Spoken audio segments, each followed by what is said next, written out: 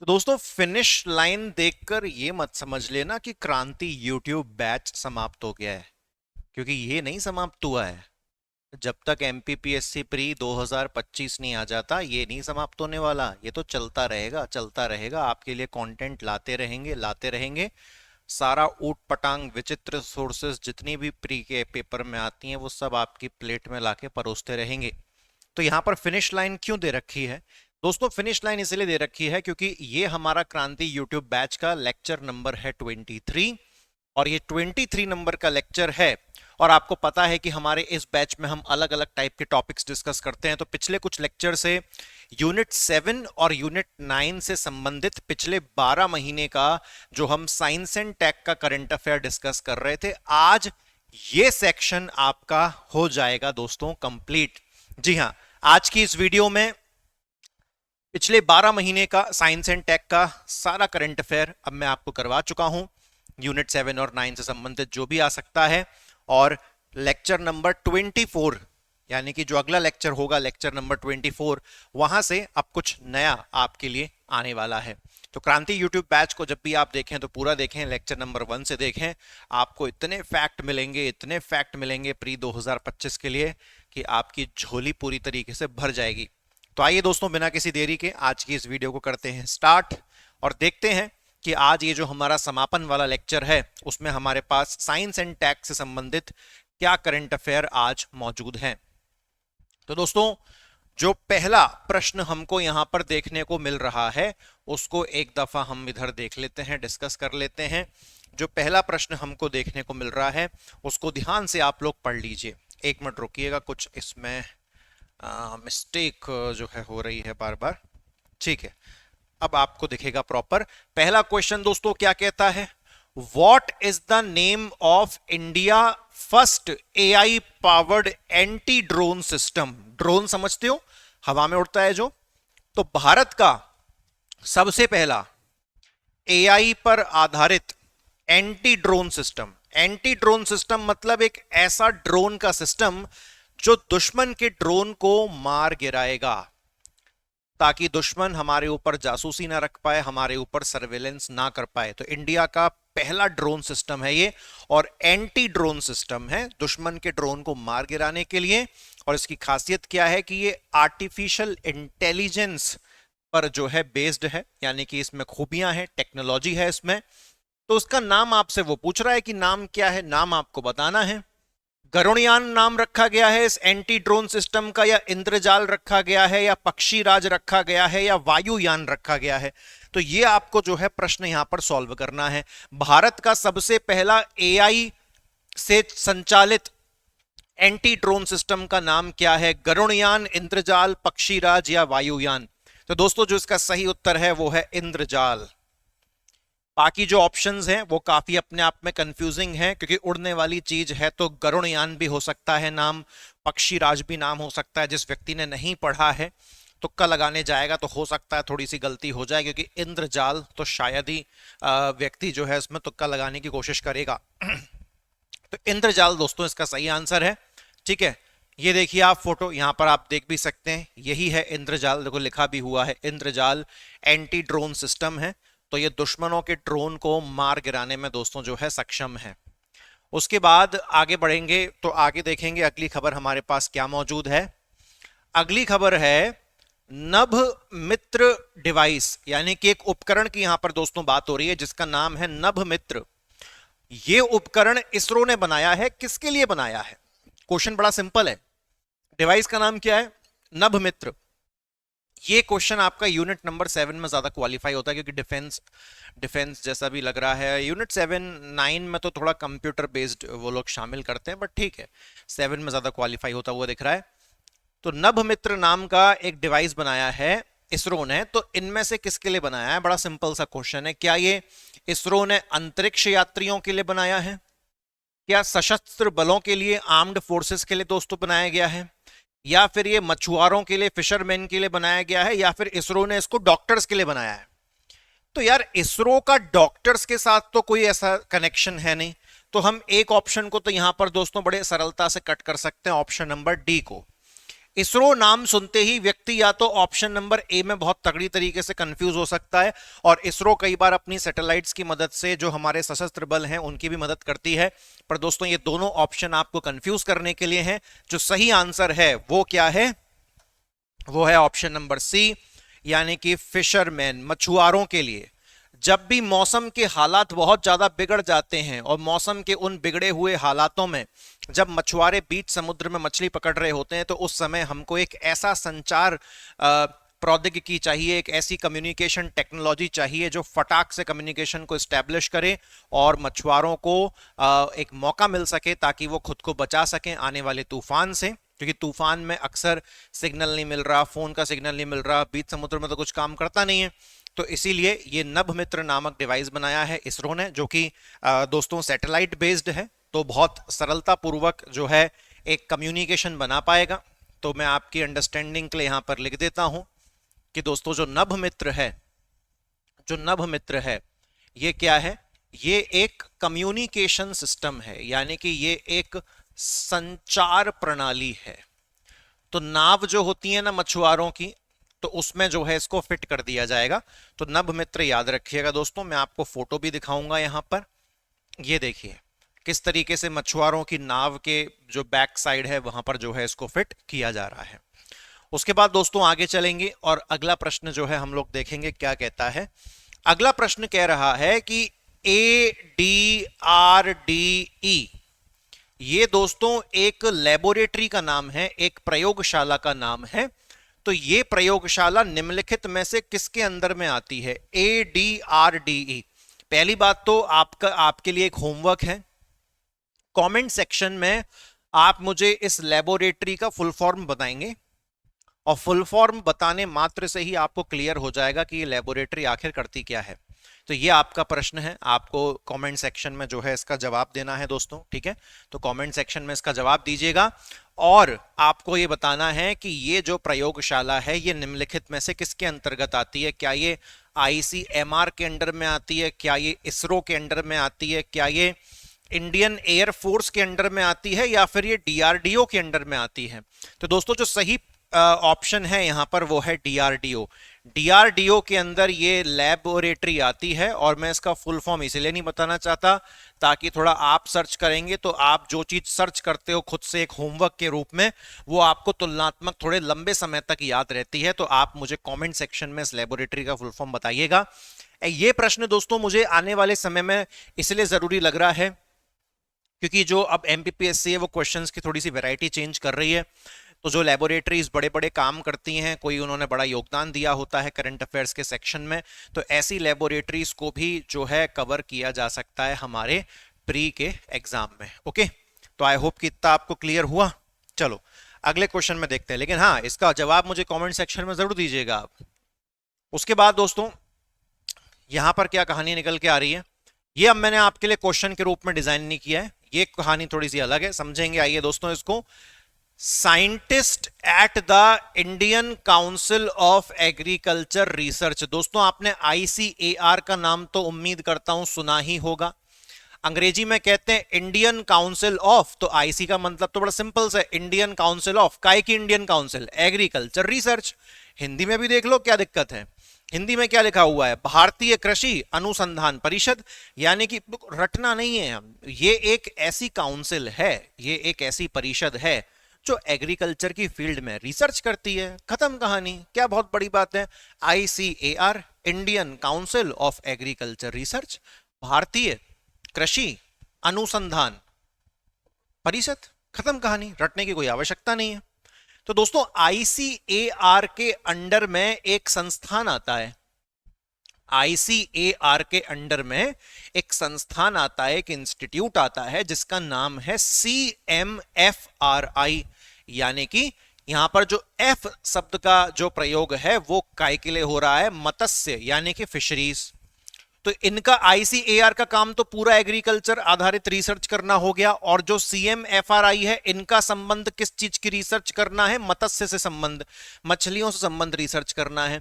तो रिसेंटली दोस्तों क्या किया है, भारत में पाई जाने वाली एक बहुत ही कॉमन मछली होती है, इस मछली को हम लोग क्या कहते हैं? इस मछली को हम लोग कहते हैं इंडियन ऑयल सार्डिन। और वैसे जो इसका साइंटिफिक नेम जो बताया जाता है वो क्या है? सार्डिनेला, सार्डिनेला लॉन्गीसेप्स, सार्डिनेला लॉन्गीसेप्स। आप तो सिंपल याद रखो इंडियन ऑयल सार्डिन। क्या? Indian oil sardine. यानी कि जो मछली खाने वाला है, इसको ट्रिक से याद रखो, मछली खाने वाला है वो सारे दिन ऑयल में ही मछली पकाता रहता है। तो इंडियन है वो जो मछली खा रहा है, और वो देखो सारे दिन ऑयल में मछली पकाता रहता है, तो इंडियन ऑयल सार्डिन। तो इससे आप याद रख पाएंगे। तो इस मछली का आखिर किया क्या है? तो दोस्तों इस मछली का पूरा जीनोम स्ट्रक्चर तैयार किया है। अब आप कहोगे सर ये जीनोम स्ट्रक्चर किस बला का नाम है? तो आओ सुनो थोड़ा ध्यान से, ठीक है। लेकिन इतना तो समझ में आ गया ना, मछली कौन सी है? Indian oil sardine. और इसका जो जीनोम मैपिंग है, इसका जो जीनोम मानचित्र है, वो किसने तैयार किया है? ICAR के अंतर्गत आने वाला एक संस्थान जिसका नाम है CMFRI, जिसका उद्देश्य ही है फिश के ऊपर रिसर्च करना। अब सुनो ये जीनोम क्या होता है दोस्तों, ठीक है, ध्यान पूर्वक सुनना। जैसे कि मान के चलो आपकी बॉडी किन चीजों से बनी है? आपकी बॉडी सेल से बनी है, कोशिकाओं से। आपकी बॉडी कैसे बनी है? सेल से बनी है, कोशिकाओं से बनी है ना। जब बहुत सारे सेल मिल जाते हैं तो क्या बनता है? टिश्यू, जिसे आप कहते हो ऊतक। जब बहुत सारे टिश्यू मिल जाते हैं तो क्या बनता है? ऑर्गन, जिसे आप कहते हो अंग। जब बहुत सारे ऑर्गन मिल जाते हैं तो क्या बनता है? मानव शरीर। तो सबसे छोटी यूनिट क्या है? सबसे छोटी इकाई क्या है? तो वो है कोशिका, यानी कि सेल। अब दोस्तों सेल के अंदर एक चीज पाई जाती है जिसको हम लोग कहते हैं न्यूक्लियस, हिंदी में कहते हो आप केंद्रक। न्यूक्लियस के अंदर दोस्तों एक और चीज पाई जाती है जिसे हम गुणसूत्र यानी कि क्रोमोसोम कहते हैं। गुणसूत्र के अंदर दोस्तों आपका डीएनए पाया जाता है, और डीएनए के अंदर मौजूद होते हैं आपके जीन, और इन्हीं जीन की मदद से आपकी जो शक्ल है और जो आपका स्ट्रक्चर है वो आपके माता पिता से मैच करता है। समझ में आई कहानी? सेल, न्यूक्लियस, गुणसूत्र, डीएनए और उसके अंदर क्या? जीन। अब ये जीनोम स्ट्रक्चर और जीनोम मैपिंग क्या होती है? बेसिकली में आपके शरीर के अंदर मौजूद जितने भी जीन्स हैं, आपके शरीर के अंदर मौजूद जितने भी जीन्स हैं, उसका पूरा मैं एक मैप तैयार कर लूं। मैप तैयार करने से क्या होता है? मुझे पता चल जाता है कि आपकी बॉडी की जो संरचना है, और वो भी इतने छोटे स्तर पर, एक जीन के लेवल पर, किस तरह से बनी हुई है, और उस संरचना की वजह से आपको क्या बीमारी हो सकती है, क्या बीमारी नहीं हो सकती है, हम उसको कैसे सुलझा सकते हैं। पहले के जमाने में जीनोम मैपिंग करने में 6-6, 7-7 साल लग जाते थे। आजकल तो 2 से 3-4 दिन में जो है पूरी किसी भी जीव की जीनोम मैपिंग करना संभव है। तो इंडिया में जो है मछली की जीनोम मैपिंग करी गई है। अब आपको समझ में आ गया। अब देखो इससे ज्यादा समझाऊंगा तो फिर मैं आपसे ये कहूंगा कि अगर आपको मेंस पढ़ना है तो हमारे मेंस के ऑनलाइन कोर्स को ज्वाइन कर लो। ये तो कुछ भी नहीं है बायोलॉजी का, इस कदर मैं गहराई में आपको लेके गया हूं कि आपके आसपास कोई नीट की तैयारी करने वाला विद्यार्थी हो, आप अपने नोट्स ले जाके उसको कंपेयर करवा दीजिएगा कि भैया तुम तो डॉक्टरी की तैयारी कर रहे हो, तुम चेक कर लो अपनी नॉलेज के हिसाब से कि हमारे मास्टर से सही सही पढ़ाया है या नहीं। तो इतनी हमारी गारंटी है, आपको बहुत मजा आ जाएगा। लेकिन फिलहाल हम इसको यहीं पर रोकेंगे। तो ICAR याद रखना है, CMFRI याद रखना है, और इंडियन ऑयल, सारा दिन ऑयल में सारा दिन पड़ी रहती है मछली, इसका नाम दोस्तों आपको याद रखना है, ठीक है। अच्छा अब सुनो अगला प्रश्न क्या है। तो अगला भी प्रश्न नहीं है, इसको भी हमने सिंपल डिजाइन किया है, और यहां पर केवल आपको एक फैक्ट याद करना है। फैक्ट का नाम क्या है? जुपिटर 3।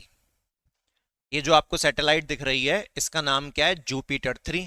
अब क्यों याद करना है सैटेलाइट का नाम? तो याद रखना तो बड़ा आसान है, जुपिटर। जुपिटर यानी कि बृहस्पति, हमारे सोलर सिस्टम का सबसे बड़ा ग्रह। तो यानी कि यहां पर किसी ऐसी सैटेलाइट की बात हो रही होगी जो सबसे बड़ी होगी। आइए देखते हैं।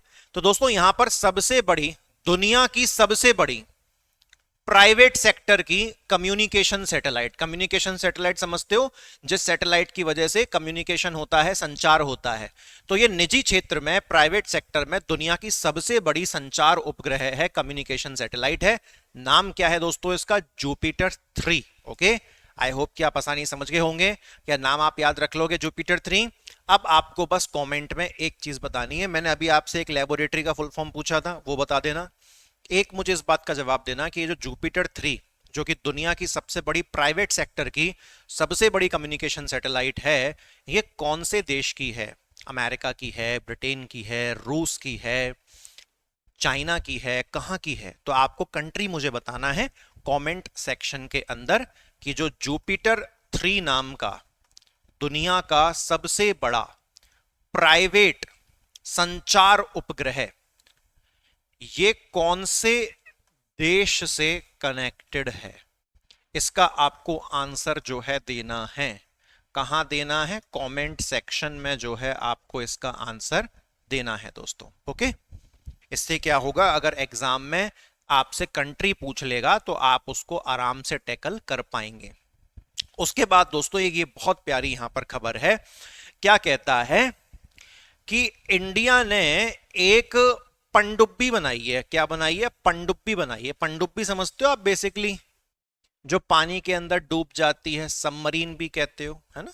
इंडियन नेवी जो है सबमरीन यूज करते हैं, पानी के अंदर रहते हैं, पानी के अंदर से दुश्मन पे नजर रखते हैं। दुश्मन की भी अपनी सबमरीन्स होती हैं, वो भी समुद्र में रहती हैं। टाइम टू टाइम ये समुद्र के बाहर भी आते हैं, लेकिन कभी कभार पूरे पूरे महीने ये समुद्र में बिताते हैं, है ना। तो जो सबमरीन्स होती है ना दोस्तों, तो ये तो बाकायदा सबमरीन नहीं है ये, इसके अंदर तो एक बार में 3 लोग बैठ सकते हैं। ठीक है, अभी आऊंगा मैं इस पर। तो इस पूरे डिवाइस का, इस पूरे उपकरण का, या आप ये समझ लो इस पूरी सबमरीन का, मिनी सबमरीन समझ लो आप इसको, इसका नाम क्या रखा गया है? तो इसका नाम रखा गया है मत्स्य 6000। क्या नाम रखा गया है दोस्तों इसका? मत्स्य 6000।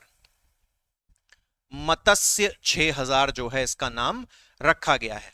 इसको क्यों यूज किया गया है कि जैसे कि देखो साफ लिखा है यहां पर, क्या बोलता है कि 3 लोगों को समुद्र के नीचे भेजना और लगभग कितनी गहराई तक? 6 किलोमीटर। दोस्तों ये बहुत बड़ी बात है। 6 किलोमीटर में तो हम समुद्र का जो तल होता है, जो उसकी जमीन होती है, वो छू लेते हैं। तो वहां पर जमीन में से हम कोई खुदाई कर सकते हैं, माइनिंग कर सकते हैं, काफी काम आएगा। केवल रोबोट्स नीचे भेजने देने से काम नहीं चलता, लोगों को भी नीचे भेजना जरूरी है। अब इतना नीचे जाने में दिक्कत क्या है? सुनो मेरी बात। अगर एक बहुत बड़े आकार की सबमरीन इतना नीचे जाएगी, तो जितना नीचे आप पानी के जाते हो ना, उतना ज्यादा पानी का जो प्रेशर है, इतना सारा पानी आपके ऊपर होता है, तो पानी का प्रेशर इतना तीव्र हो जाता है कि अगर आप इतनी गहराई में बिना इस गाड़ी के चले गए, तो आपका जो सर है ना, वो फटके फीलावर हो जाएगा। इतना ज्यादा प्रेशर होता है पानी का। तो इसीलिए बड़ा मजबूत सा डिवाइस बनाया गया है। इसमें 3 लोग बैठाए जा सकते हैं, नीचे इसको भेजा जा सकता है, 6 किलोमीटर की गहराई तक इसको भेजा जा सकता है। और समुद्र के तल पर हमें किसी खनिज की खोज करनी है, किसी रिसोर्स को निकालना है, किसी मिनरल को हमको निकालना है, तो बहुत काम की ये चीज है। ठीक है, नाम क्या है इसका? मत्स्य 6000। देखो साफ साफ लिखा हुआ है कि डीप सी माइनिंग के लिए, यानी कि समुद्र का जो तल है वहां पर किसी प्रकार का खनन करने के लिए हमें इसका काम पड़ सकता है। ठीक है, आई होप कि याद रख पाएंगे आसानी से। उसके बाद देखिए दोस्तों, उसके बाद क्या प्रश्न बन रहा है? उसके बाद एक प्रश्न ये बनता है कि लूना 25, जो कि एक फेल्ड मून मिशन है, इसका ताल्लुकात किस देश से है? क्वेश्चन समझ गए? मिशन का नाम क्या है? लूना 25। ये जो लूना 25 नाम का मिशन है, ये इसका कनेक्शन वैसे तो एक चंद्रमा के मिशन से है, तो और ये मिशन क्या है? फेल हो चुका है। ये मून के ऊपर लैंड नहीं हो पाया, ये मून की सरफेस पर क्रैश हो गया। तो इसका संबंध किस देश के साथ है, आपको हमको ये बताना है। क्या इसका संबंध पाकिस्तान से है? क्या इसका संबंध नेपाल से है? क्या इसका संबंध रूस से है? क्या इसका संबंध थाईलैंड से है? अब यहां पर व्यक्ति क्या सोचेगा कि लूना 25 फेल हो गया, मून पे नहीं उतार पाए, अरे यार ये कैसी बात हुई भला। तो यहां पर सोच सकता है व्यक्ति, अरे यार पाकिस्तान होगा, या हो सकता है कि नेपाल होगा, थाईलैंड होगा, रशिया जैसा बड़ा देश तो ऐसा काम कर नहीं सकता। परंतु जो सही जवाब है दोस्तों वो क्या है? रशिया है। जी हां, चांद की सतह पर कितने देश उतरे हैं? ये हमने आपको इसी सीरीज में यूनिट 7 और 9 की करंट अफेयर की सीरीज में ऑलरेडी बताया है। अमेरिका उतरा है, सोवियत यूनियन उतरा है, सोवियत संघ कहते थे जिसे हम पहले, चाइना उतरा है, इंडिया उतरा है, जापान उतरा है, इनके अलावा और कोई नहीं उतरा साहब। और America, Soviet union, China, India और जापान में से कोई भी इस ऑप्शन में है नहीं। तो मतलब ये तीनों ही तो उतरे, ये चारों तो उतरे नहीं है। तो इनमें से जो सही जवाब है वो दोस्तों कौन सा है? रशिया। इसलिए हम आपसे कहते हैं कि प्रीलिम्स की जो बुक लिस्ट हमने आपको बताई है उसे दिन रात पढ़िए, और वो बुक लिस्ट के साथ अपना ये क्रांति यूट्यूब बैच मर्ज कर दो, जोड़ दो, और फिर जो आपकी बवाल तैयारी होगी आपको मजा आ जाएगा, मां कसम। ठीक है, चलिए आगे बढ़ेंगे दोस्तों, आगे बढ़ेंगे और आगे देखेंगे आगे क्या प्रश्न है। बड़ा सिंपल सा प्रश्न है।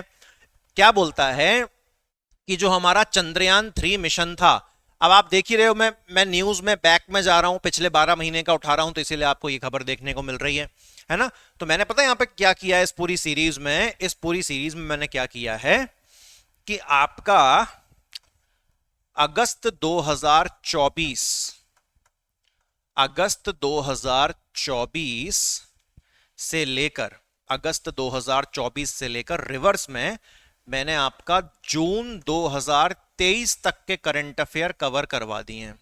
तो यानी कि अगर आप देखोगे तो मैंने 14 महीने, 14 मंथ तक का जो कंटेंट है वो लगभग आपको कवर करवा दिया है, 12 महीने की जगह 14 महीने। और जब आपका एमपीपीएससी का प्री 2025 आएगा ना दोस्त, जब आपका एमपीपीएससी का प्री 2025 आएगा, कब आने की संभावना है? तो मार्च 2025 में आने की संभावना है। लोग तो कहते हैं मार्च 2025 में आएगा, हमारा मानना है कि मार्च 2025 में ना आके शायद अप्रैल 2025 तक तो खिंचेगा ही खिंचेगा। ठीक है, अच्छा, तो अभी हम समय है ना, अभी हम कहां पर बैठे हैं? अभी हम बैठे हैं सितंबर 2024 में, तो अभी तो मार्च तक जाने में समय है। तो जैसे ही आपका प्री आने वाला होगा, 1 महीना लगभग बचा होगा, 2 महीना लगभग बचा होगा, तो मैं पिछले 24 महीनों की, यानी कि पिछले 2 साल की करंट अफेयर्स आपको कवर करवा के दूंगा एक मास्टर वीडियो के अंदर। आपको कोई टेंशन नहीं लेनी है, वो मेरे माइंड में प्लान्ड है, वो हमारी स्ट्रेटेजी में प्लान्ड है, वो हमारे क्रांति यूट्यूब बैच में आएगा, मतलब आएगा। ओके, तो कोई दिक्कत लेने की आपको जरूरत नहीं है किसी भी तरह की। एक बार में सब कुछ खाने का प्रयास ना करिए, थोड़ा थोड़ा थोड़ा थोड़ा थोड़ा थोड़ा जो आपको खिलाया जा रहा है बस वो खाने का आपको प्रयास करना है। ठीक है दोस्तों, अच्छा, उसके बाद सुनिए, उसके बाद सुनिए, उसके बाद सुनिए। तो चंद्रयान 3 मिशन में जो लैंडर है, देखो एक क्या चीज होती है, लैंडर जो चांद की सतह पर उतरा, और लैंडर में से क्या चीज बाहर आती है जो चांद की सतह पर चलेगी, वो होता है रोवर। तो आपसे पूछा जा रहा है चंद्रयान 3 मिशन में जो लैंडर था उसका नाम क्या था? क्या विक्रम नाम था, गगन, प्रज्ञान या चंद्र? तो दोस्तों सही नाम जो है वो है विक्रम। तो विक्रम किस चीज का नाम है? विक्रम नाम है लैंडर जो चांद की सतह पर उतरा, और प्रज्ञान नाम है रोवर जो चांद की सतह पर चला। इतना क्लियर हो गया? चलिए आगे बढ़ेंगे, आगे देखते हैं। मैं समझता हूं ये आखिरी नहीं, ये आखिरी करंट अफेयर नहीं है। जी हाँ है, काफी माल है आपके पास आज, लास्ट है, लेकिन मैं समझता हूं 2-3 स्लाइड में खत्म हो जाएगा। अब दुनिया की पहली एआई टूल जो कि इंश्योरेंस के सेक्टर में बनाई गई है, दुनिया की पहली, वर्ल्ड की पहली जनरेटिव एआई टूल जो कि इंश्योरेंस सेक्टर के लिए बनाई गई है, बीमा के लिए दुनिया का पहला जनरेटिव एआई टूल बनाया गया इंश्योरेंस सेक्टर के लिए। नाम क्या है? क्या इसका नाम बीमा इंश्योरेंस जीपीटी है? बीमा इंश्योरेंस जीपीटी। क्या इसका नाम है सारथी इंश्योरेंस जीपीटी? क्या इसका नाम है जीवन इंश्योरेंस जीपीटी? क्या इसका नाम है सिंपलीफाई, सिंपलीफाई इंश्योरेंस जीपीटी? क्या नाम है इसका? तो आपको दिमाग लगा के सोचना है क्या नाम हो सकता है दुनिया की पहली एआई टूल जो कि किस सेक्टर के लिए बनाई गई है? इंश्योरेंस सेक्टर के लिए बनाई गई है। तो क्या नाम है इसका? और ये नॉर्मल एआई टूल नहीं है जो चटियाएगा आपसे, चैटिंग करेगा, ये जेनरेटिव एआई टूल है, मतलब खुद से जनरेट करेगा ये चीजों को। तो बीमा इंश्योरेंस जीपीटी, सारथी इंश्योरेंस जीपीटी, जीवन इंश्योरेंस जीपीटी या सिंपलीफाई इंश्योरेंस जीपीटी? दोस्तों जो सही आंसर है वो है ऑप्शन नंबर डी, यानी कि सिंपलीफाई इंश्योरेंस जीपीटी। जी हां, this is the right answer. Okay, और ये जो बनाया है इसका जो कनेक्शन है वो नॉर्वे देश के साथ है। कौन से देश के साथ है? नॉर्वे देश के साथ इसका कनेक्शन है। ओके, चलिए आगे बढ़ेंगे दोस्तों। आगे बढ़ेंगे तो आगे अगला प्रश्न, हाँ जी हाँ, ये आपकी आज की लास्ट स्लाइड है। अगला प्रश्न क्या कहता है, इंडिजिनस रूप से यानी कि स्वदेशी रूप से एक बड़ी ही innovative haemoglobin detection test kit तैयार करी है जिसका नाम रखा है सेंस एचबी। क्वेश्चन में ही फैक्ट छिपा हुआ है। किस चीज की जांच करने के लिए किट बनाई गई है, हीमोग्लोबिन, और इसका नाम क्या रखा गया है, SENZ-HB, सेंस एचबी। एचबी का मतलब मैं समझता हूं यहां पर हीमोग्लोबिन को कहना चाह रहे हैं। तो सेंस एचबी नाम की हीमोग्लोबिन की जांच करने की किट है, बड़ी सस्ती किट है, 10 रुपए के अंदर आपका हीमोग्लोबिन का टेस्ट पूरा हो जाएगा। तो ये टेस्ट किट दोस्तों किसने तैयार करी है, ये आपके यूनिट 7 के नजरिए से काफी जरूरी है। CSIR, ICMR, serum institute of India और भारत बायोटेक। ऑप्शंस भयंकर वाले कंफ्यूज है, भयंकर वाले। ज्यादातर लोग आईसीएमआर लगाएंगे क्योंकि हीमोग्लोबिन का नाम आ गया, मेडिकल का नाम आ गया। जो आईसीएमआर नहीं लगाएगा वो हो सकता है सीरम इंस्टीट्यूट ऑफ इंडिया लगा दे, जो वो नहीं लगाएगा हो सकता है भारत बायोटेक लगा दे। बहुत कम लोग ऐसे क्वेश्चन में CSIR को जो है चुनेंगे दोस्तों। CSIR is the right answer. और आपको कॉमेंट सेक्शन में, मैं आज ऑलरेडी आपसे 2 से 3 चीजें कॉमेंट सेक्शन में टाइप करने के लिए कह चुका हूं, 2 कहीं है 3 कहीं है, आपको याद होगा। CSIR का आपको फुल फॉर्म बताना है, ये आपका चौथे नंबर का काम हो गया आज कमेंट सेक्शन में। और फुल फॉर्म के साथ साथ किस ईयर में इसकी स्थापना हुई थी, स्थापना वर्ष आपको बताना है। हर इंस्टीट्यूट का स्थापना वर्ष याद करना जरूरी नहीं है। टीचर तो धड़ाधड़ पढ़ाता जाएगा, टीचर को कौन सा खुद याद करना है। आपके एक स्टूडेंट के नजरिए से बता रहा हूं मैं तो, कि आप एक स्टूडेंट हो, इतने संस्थान है, किस किस का ईयर याद रखोगे। तो हर इंस्टीट्यूट का ईयर याद रखने की जरूरत नहीं है। एमपीपीएससी प्री का अगर आपने पेपर उठा के देखा है तो ऐसे प्रश्न वो कोई बहुत ना के बराबर पूछता है। लेकिन CSIR जरूरी है, ICMR, DRDO, ये कुछ बड़े बड़े इंस्टीट्यूट्स हैं, तो इनका स्थापना वर्ष हमको याद कर लेना चाहिए। ठीक है, तो मुझे कमेंट सेक्शन में बताइएगा। और दोस्तों इसी के साथ हमारे पिछले 12 महीने का साइंस एंड टेक का करंट अफेयर्स होता है कंप्लीट, यूनिट 7 और 9 के नजरिए से। यहां से अब जो 24वें नंबर का लेक्चर शुरू होगा क्रांति यूट्यूब बैच का, तो उसमें मैं आपके लिए फिर से एक ऐसा कंटेंट लेके आऊंगा कि क्रांति यूट्यूब बैच का मुख्य उद्देश्य क्या है, आप खुद सोच के बताओ। वो कंटेंट आपको उपलब्ध करवाना जो आप खुद से ना तो किसी किताब में ढूंढ पाओगे, ना किसी वेबसाइट पर ढूंढ पाओगे, और अगर ढूंढने निकलोगे तो आपका समय काफी बर्बाद होगा। तो वो सारा विचित्र सेक्शन मैं इस क्रांति यूट्यूब बैच में आपके लिए करता हूं कवर। और याद रखना, प्रीलिम्स की तैयारी के लिए आपको कोई भी ऑनलाइन ऑफलाइन कोर्स की जरूरत नहीं है। जो बुकलिस्ट आपको बताइए हमने, उसको फॉलो करो। अगर आपको बुकलिस्ट नहीं पता है कि कौन सी है, तो हमारे यूट्यूब चैनल पर जाइए। मैंने अभी कुछ वीडियोस पहले ही एक वीडियो डाली थी, एमपीपीएससी प्री 2025 8 महीने का प्लान, जिसमें से 2 महीने बीत भी चुके हैं। तो उस वीडियो को आप देख लेना, क्लियर हो जाएगा आपका सारा काम।